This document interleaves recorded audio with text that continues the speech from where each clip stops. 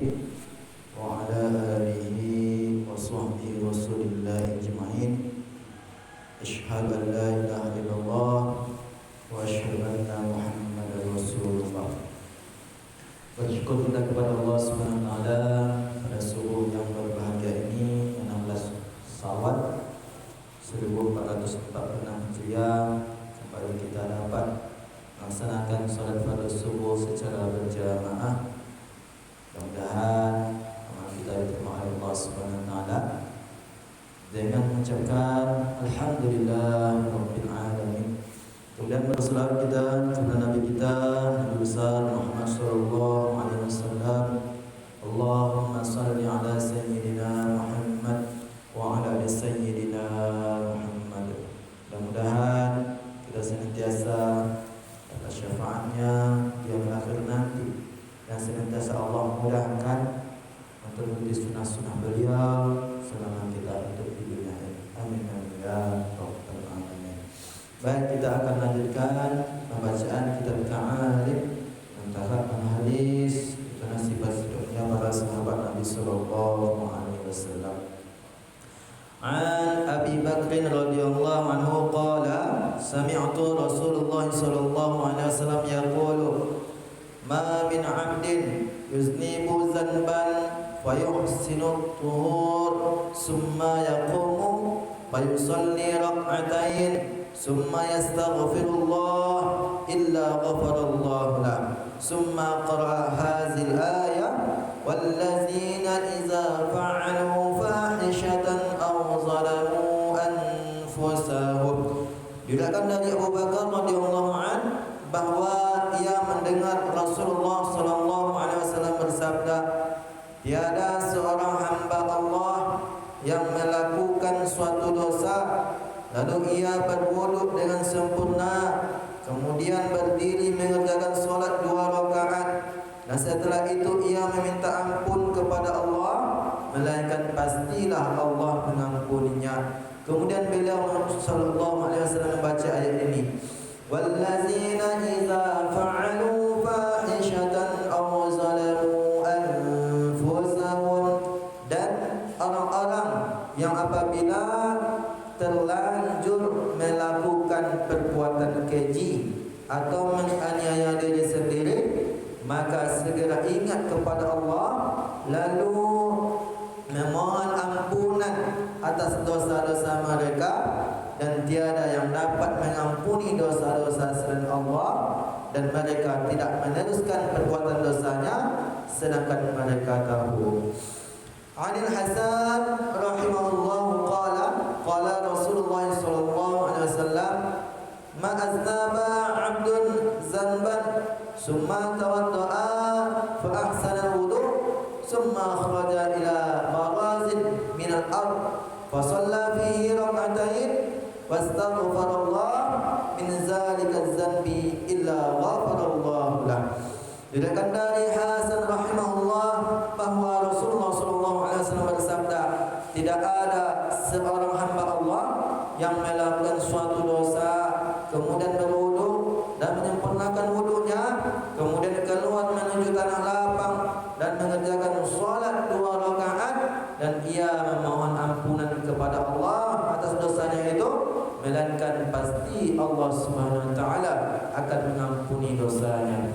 An Jabir bin Abdullah radhiyallahu anhu qala kana Rasulullah sallallahu alaihi wasallam yu'allimu istikharah fil umuri kama yu'allimuna surah min al-Qur'an yaqulu idza hamma ahadukum bil amri falyarka' rak'atain min ghairi al-fariḍah summa yaqul Allahumma inni astakhiruka bil 'ilmika wa astaqdiruka bi qudratika wa as'aluka min fadlika al-'azim fa innaka taqdiru wa la aqdiru wa ta'lam wa la a'lam wa anta 'allamal ghuyub.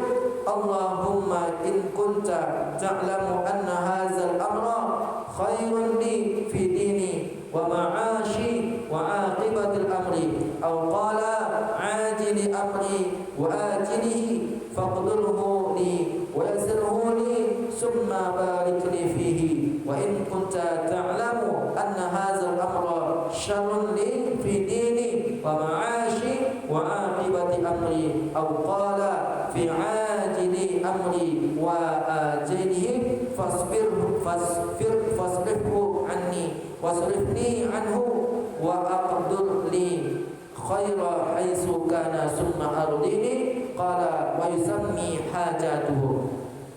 Diriwayatkan dari Jabir bin Abdullah radhiyallahu anhu menceritakan Rasulullah sallallahu alaihi wasallam mengajarkan kepada kami cara melakukan istikharah, memohon kepada Allah pilihan yang terbaik dalam semua urusan sebagaimana beliau mengajar kami surah dari Al-Quran. Beliau bersabda, jika salah seorang di antara kalian bermaksud melakukan suatu urusan pekerjaan dan lain-lain, maka hendaklah ia mengerjakan solat 2 rakaat, solat di luar solat fardu. Kemudian berdoa sebagai berikut: Allahumma inni astakhiruka bi'ilmika wa astaqdiruka biqudratika wa as'aluka min fadlika al-azim fa innaka taqdiru wa la aqdiru wa ta'lamu wa la a'lam wa anta 'allamal ghuyub.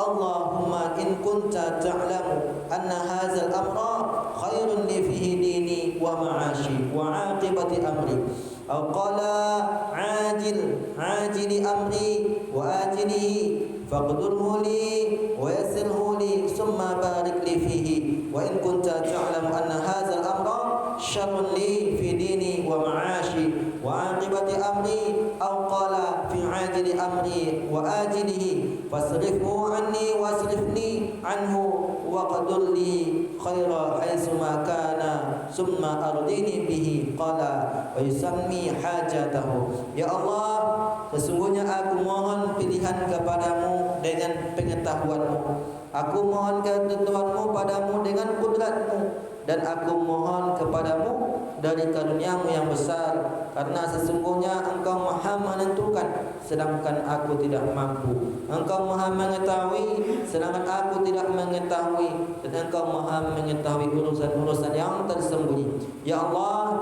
jika engkau mengetahui bahawa urusan ini baik bagiku dalam agamaku, kehidupanku dan akhir urusanku, atau beliau mengatakan bagi urusanku di waktu dekat dan waktu mendatang, maka tentukanlah itu untukku dan mudahkanlah itu bagiku, kemudian berkatilah aku di dalamnya. Dan jika engkau mengetahui bahawa urusan ini buruk bagiku dalam agamaku, kehidupanku dan akhir urusanku, atau beliau mengatakan bagi urusanku di waktu dekat dan waktu mendatang, maka jauhkanlah itu dariku dan jauhkanlah aku darinya, dan tentukanlah yang terbaik bagiku dimanapun berada, kemudian ridhokanlah aku terhadap ketentuanmu itu.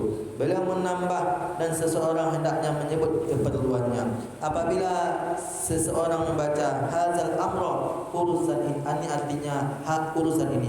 Dalam doa istikharah, maka hendaklah ia menyebut keperluannya. Sebagai contoh, jika istikharah dilakukan sebelum melakukan safar atau perjalanan, maka katakanlah hadzal amra diganti dengan hadzal safar atau perjalanan ini. Apabila berkaitan dengan urusan nikah, maka katakanlah hadzal nikah.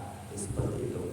Demikian pembacaan kitab Ta'alim Hadis dengan sifat-sifat mulia para sahabat Nabi sallallahu alaihi wasallam. Ada pertanyaan? Tanya-tanya kan bisa kita dapat jawab ini besok. Baik, kita tutup dengan doa kafaratul majelis. Subhanallah bihamdihi